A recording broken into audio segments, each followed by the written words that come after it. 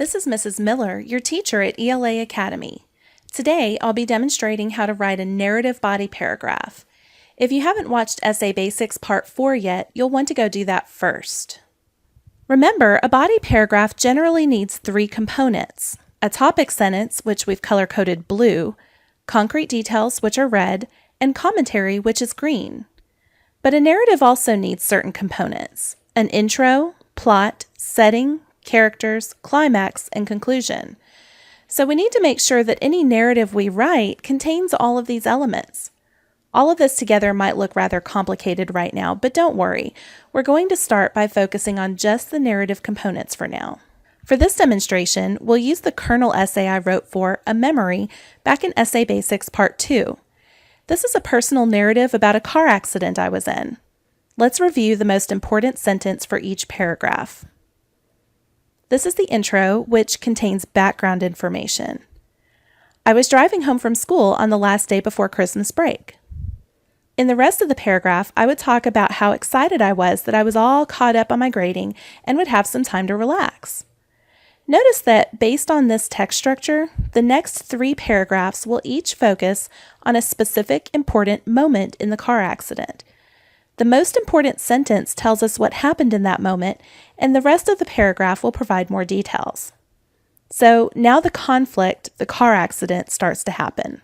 All of a sudden, I felt something slam against the back of my car. Then I'll write more details. Next moment, panicked, I searched the lane next to me for an opening so I could pull onto the shoulder. Then I'll write more details about that. The next paragraph will have the climax, where the other victims and I confront the man who hit us.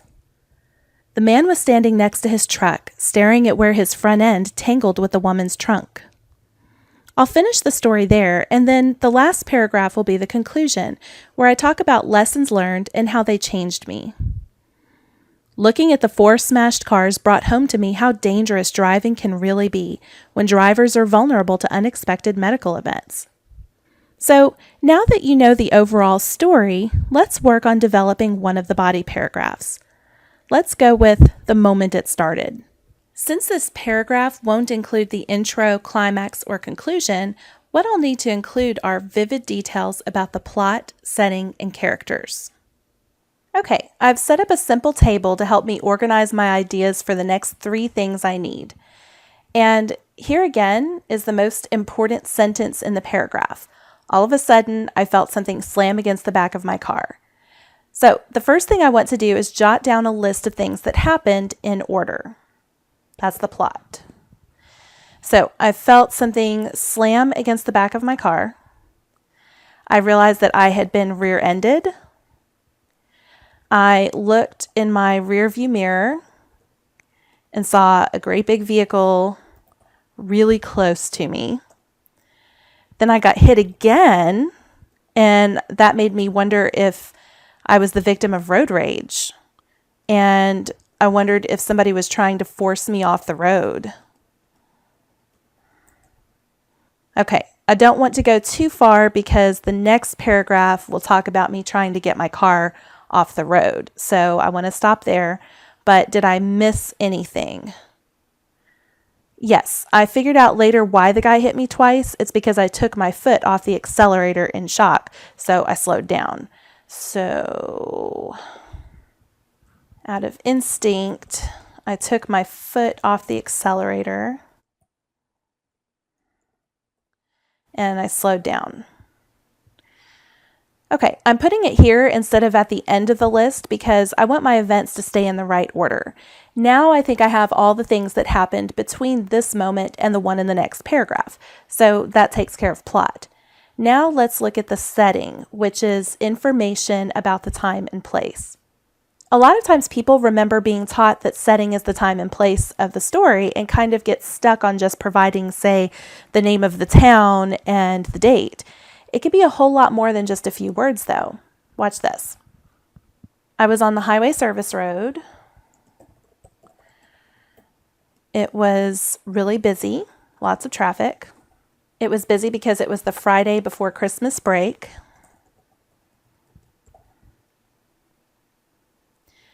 So everyone was leaving work early. And why were they leaving work early? Probably to shop for Christmas presents. I was in the far left lane, and there wasn't enough room to get over on the left. The shoulder wasn't big enough to pull over on that side. And then there was no space to change lanes because there was so much traffic.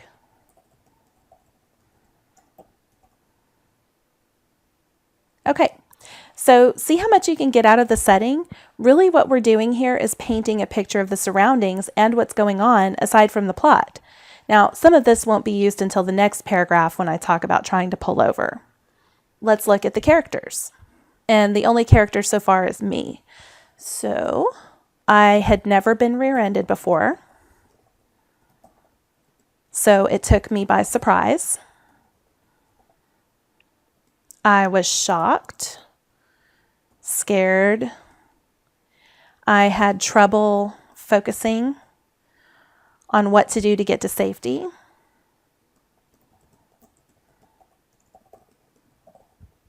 I haven't been in a lot of dangerous crisis situations before.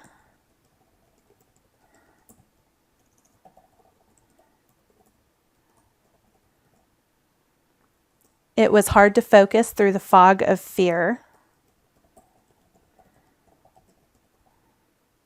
And I was wondering how fast he was going to hit me that hard when I was going 50 miles an hour.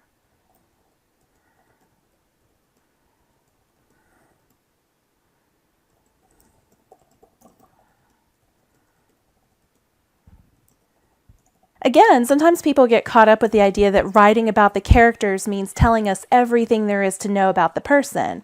But ironically, that list rarely has anything to do with the actual story. Notice that I provided details about the character, me, that relate directly to what's going on in the plot.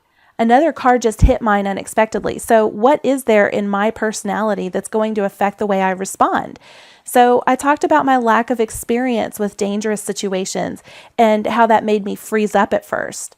This narrative doesn't need to know things like how many siblings I have, what instruments I played in college, or what I had for breakfast that morning, unless somehow that information becomes relevant to the story. Now I have lots of ideas to help me start writing the paragraph. Let's look at one last thing before I actually write it. Remember this? Each paragraph needs to have a topic sentence, concrete details, and commentary. So let's go back to my brainstorming and color code it real quick. Remember this sentence from the kernel essay? We said it was the most important sentence of this paragraph. That means it's the topic sentence, so that's why I made it blue. Now let's look at the rest. We'll have red for concrete details and green for commentary. Notice that everything that would be in a video of this car accident is in red. They're details that anyone could see if they were there. The other things, like my thoughts and feelings, act as the commentary.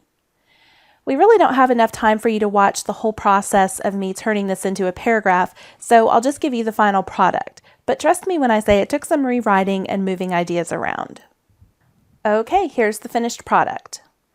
All of a sudden, I felt something slam against the back of my car. I gasped in shock, and my eyes flicked up reflexively to the rearview mirror, where I could see a huge SUV looming over my little sedan. My foot jerked up from the gas pedal as my stunned brain tried to formulate an appropriate emergency response. I need to pull over, I thought vaguely, as I checked my other mirrors for an escape route. It was the Friday before Christmas, so naturally everyone had left work early. Cars zoomed by on both sides with no gaps in sight. Bam! This time I screamed out loud as the SUV hit me again. Now I was terrified, sure that I was a victim of road rage. How fast had he been going to hit me that hard? I had checked my speed less than a minute before the first hit, and I'd been going exactly the speed limit for the highway service road, 50 miles per hour. The SUV must have been doing at least 70 to hit me that hard, at least the first time before I slowed down. Now here it is color-coded. Remember, we have blue for topic sentence, red for concrete details, that's what we would see with a video camera, and green for commentary, the character's thoughts and feelings. By making sure that we have a good mix of concrete details and commentary, we have a much stronger paragraph than we would if we left one of those out. The concrete details help to paint a picture for the reader, and the commentary helps to interpret what's happening and give it deeper meaning. I hope this demonstration has given you some ideas for crafting your own well-developed narrative paragraph. Click on the blog link in the video description below to access free materials and links that go with this lesson. Be sure to subscribe to my channel and follow me on Facebook, Twitter, and Pinterest so that you can be the first to know when I post more videos in this series. You can also find helpful materials for each and every video at elaacademy.us. This is ELA Academy.